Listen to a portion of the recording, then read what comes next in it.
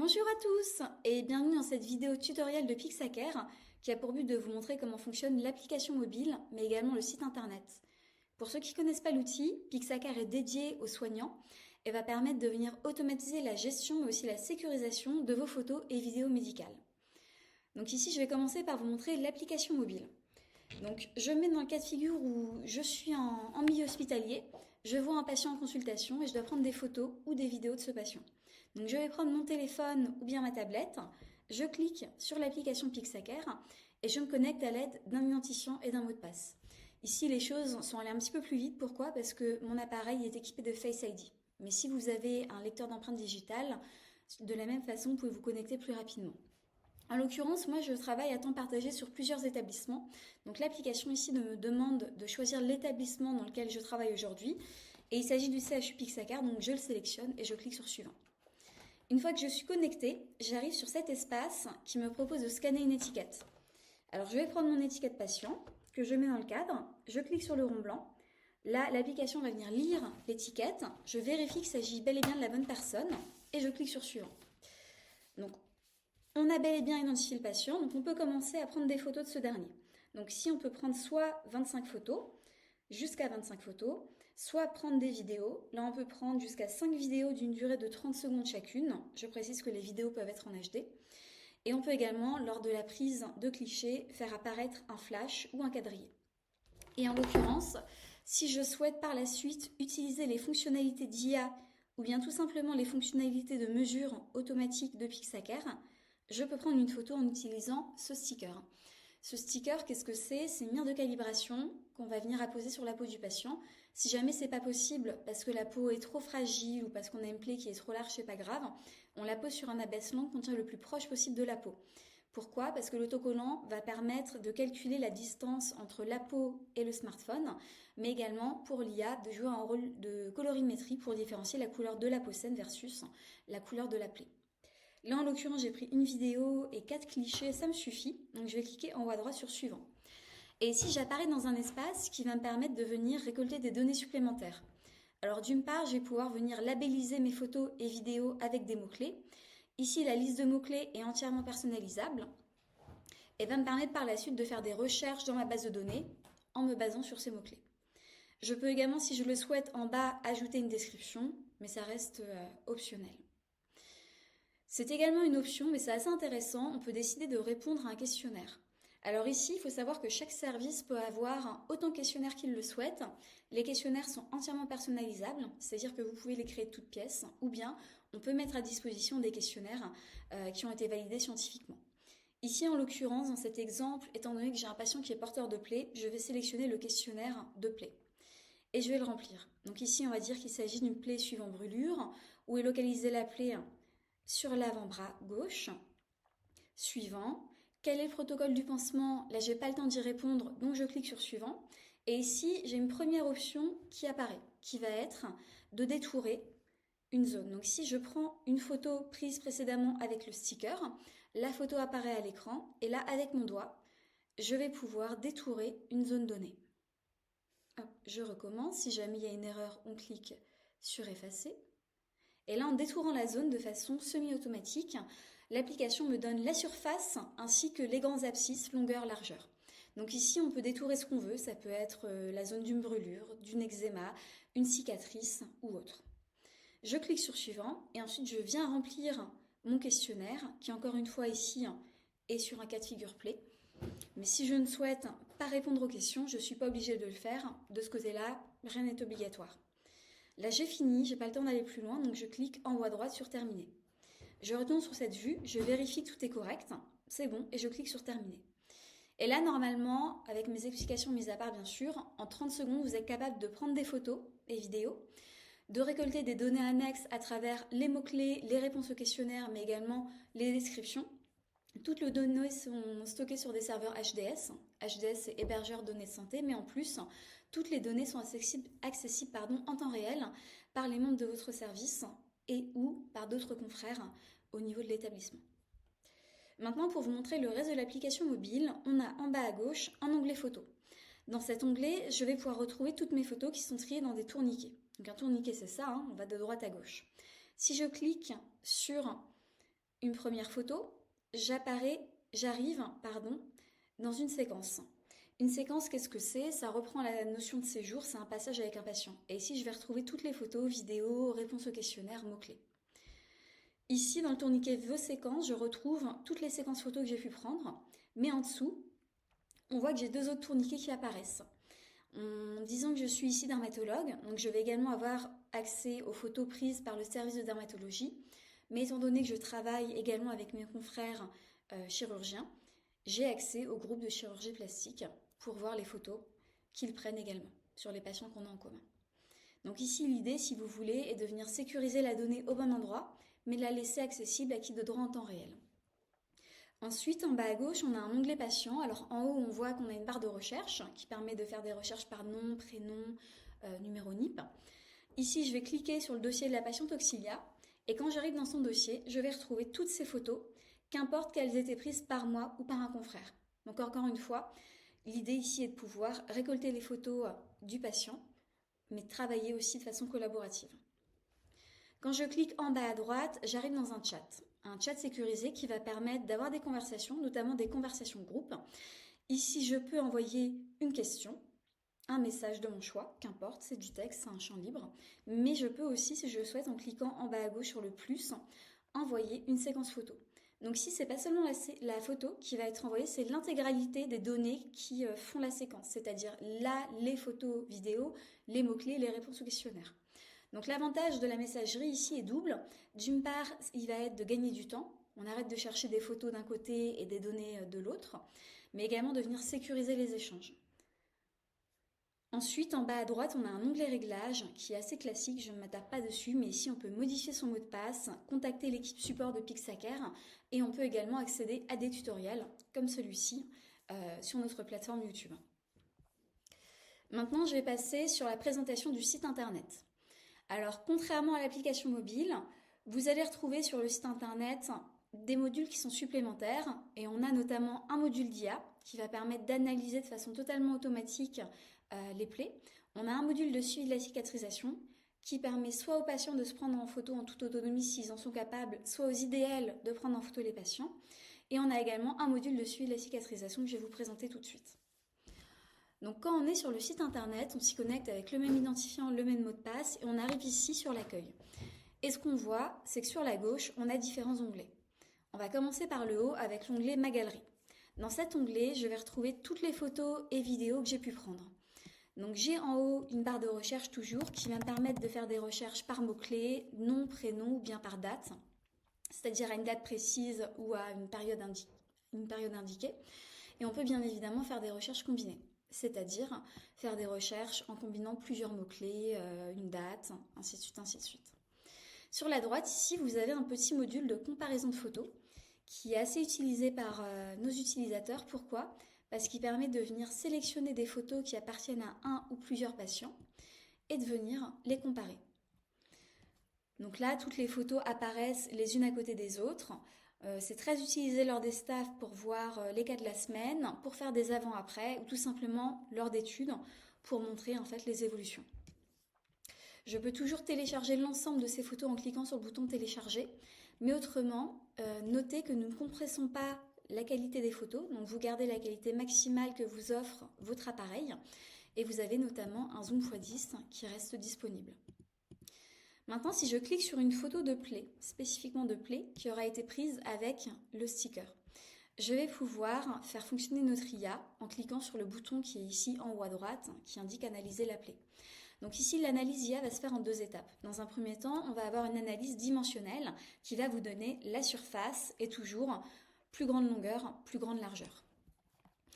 Si je zoome sur la photo, on peut voir que la surface de la plaie a été calculée avec ces petits points.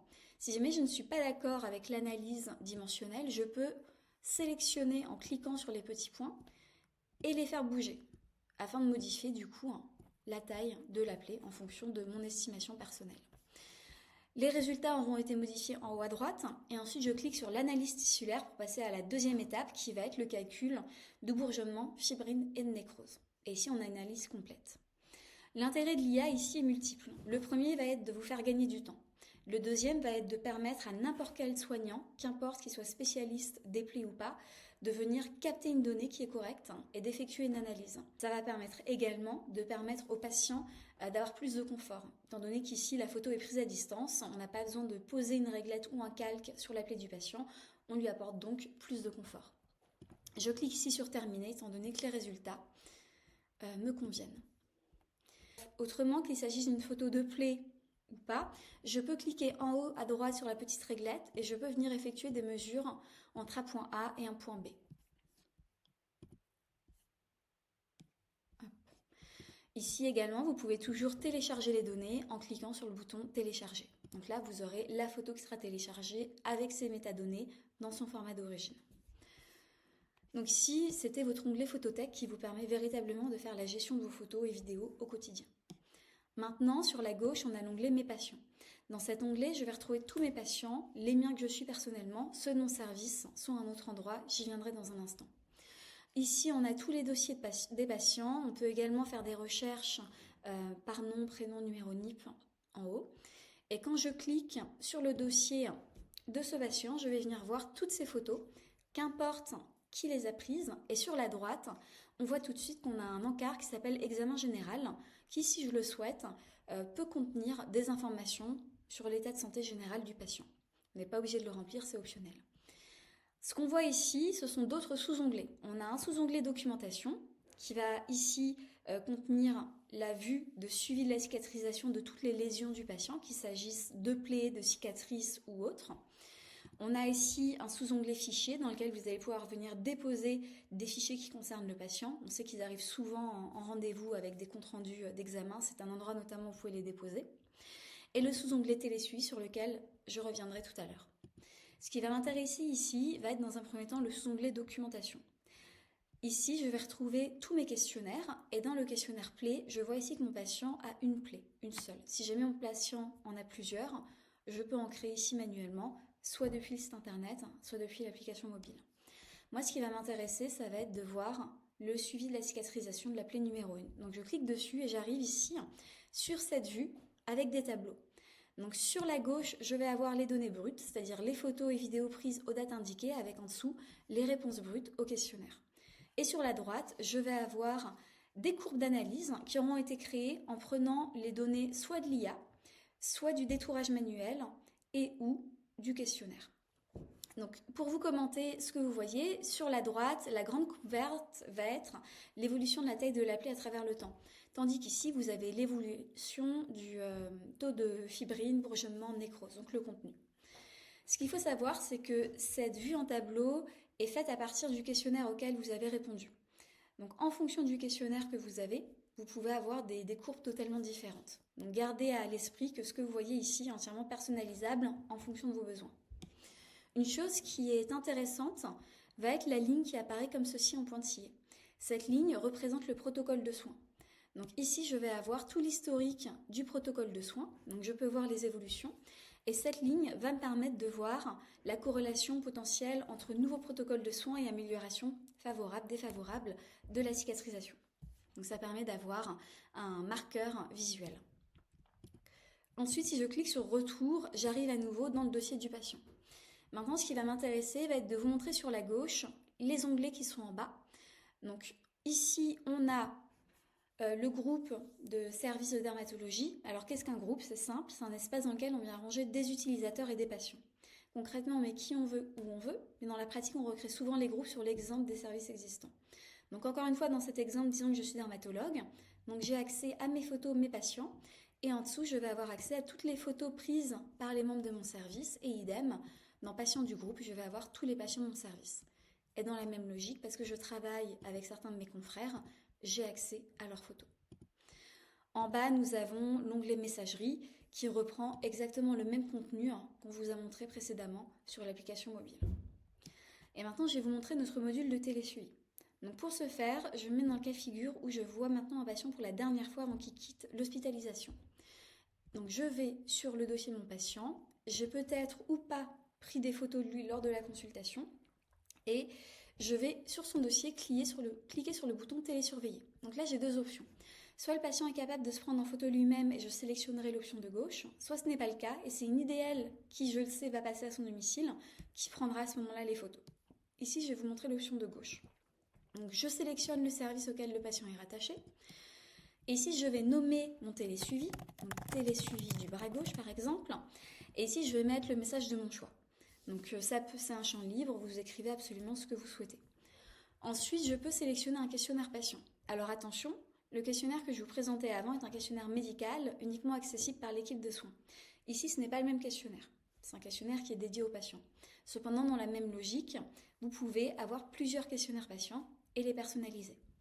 Ici, je vais sélectionner celui qui s'appelle questionnaire de télésuivi. On sélectionne ensuite la langue parlée par le patient, on indique son numéro de téléphone et on clique sur suivant. Ici, parce que c'est moi qui ai créé le télésuivi, je vais être la seule personne par défaut qui va être notifiée quand le patient se prendra en photo. Cependant, si je souhaite que d'autres membres de mon service ou tous soient notifiés, je les sélectionne, puis je clique sur créer. Et ici, je vais expliquer au patient qui va recevoir sur son téléphone un SMS et que sur ce SMS, dans ce SMS, il y aura un lien. Et que quand il clique sur ce lien, ça ouvre une page internet qui va lui permettre de se prendre en photo. Et maintenant, je vais passer du côté patient et je vais vous montrer à quoi ça ressemble. Donc ici, je suis dans la peau du patient, je suis rentrée à domicile et effectivement, qu'est-ce que je vois? C'est que j'ai reçu un SMS de la part de Pixacare. Donc quand j'ouvre le SMS, en effet, il y a un lien et quand je clique dessus, ça va venir ouvrir une page internet sur mon téléphone portable. Et là, ce qui est très pratique pour moi, c'est que je n'ai pas besoin de créer de compte ou de télécharger d'application. Et là, je vois qu'en 3 étapes, je me prends en photo, je réponds à des questions et c'est fini. Donc je clique sur démarrer. Là, le patient a le choix de soit prendre une nouvelle photo, soit sélectionner une photo existante. Et ce qui est intéressant ici, c'est que si en quittant l'hospitalisation, vous avez donné un sticker au patient, il va pouvoir lui-même l'appliquer sur sa peau et se prendre en photo. Le patient ne pourra pas effectuer d'analyse, cependant vous à distance, quand vous recevrez les photos, j'y viendrai dans un instant, vous pourrez effectuer des analyses. Donc là, le patient a pris une nouvelle photo et ensuite il va répondre au questionnaire. Donc là, le questionnaire, encore une fois, vous pouvez le personnaliser en fonction de vos besoins, vous pouvez rendre des questions obligatoires, d'autres optionnelles et si vous le souhaitez, vous pouvez laisser un champ libre pour que le patient pose une question, fasse une remarque. Le patient clique sur terminer, vérifie la véracité de ses réponses et clique sur confirmer l'envoi. Et c'est tout. Et si le patient, par exemple, doit se prendre en photo tous les 2 jours, il peut recevoir un nouveau SMS tous les 2 jours. Ça, c'est quelque chose que vous pouvez paramétrer. Et maintenant, je me remets dans la peau du soignant qui est resté en milieu hospitalier et je vais vous montrer à quoi ça ressemble. Donc quand je vais dans mes photos, tout de suite, je vais voir une photo sur fond violet qui aura été prise, je le sais, par le patient dans le cadre d'un télésuivi. Donc quand je clique sur questionnaire, je vais voir toutes les réponses du patient. Et si jamais il m'a posé une question ou mis une remarque, je peux, si je le souhaite, cliquer ici sur répondre et lui envoyer un SMS. Donc soit j'ai des réponses toutes faites, soit je peux personnaliser ma réponse et ensuite l'envoyer. Donc les photos prises sur fond violet ont été faites par le patient dans le cadre du télésuivi versus les photos sur fond blanc qui ont été prises par les membres de l'équipe. Donc dès que le patient se prend en photo, vous retrouverez ces photos directement et dans les photos du groupe et dans le dossier patient, mais vous aurez également une notification ici dans votre messagerie dans le sous-onglet télésuivi, où là on le voit, aujourd'hui le patient s'est pris en photo et quand je clique dessus, on voit la photo qu'on a prise ensemble juste à l'instant. Donc l'intérêt du télésuivi dans votre cas va être de pouvoir modifier le protocole de soins à distance au besoin ou si vraiment les choses ne vont pas, faire appeler le patient pour qu'il revienne en hospitalisation plus vite que prévu. Le télésuivi est une option, vous n'êtes pas obligé de l'utiliser, mais ça permet vraiment de faire un lien ville-hôpital directement avec le patient, notamment quand il sort de chirurgie ou quand il est porteur de plaies chroniques et qu'on doit faire un suivi rapproché. Donc voilà pour ce qu'est Pixacare, je pense que vous l'aurez compris. Il s'agit d'une photothèque qui va venir automatiser la gestion mais aussi la sécurisation de vos photos, qui va vous permettre de travailler également de façon collaborative avec vos confrères, qu'ils soient dans votre service ou externes.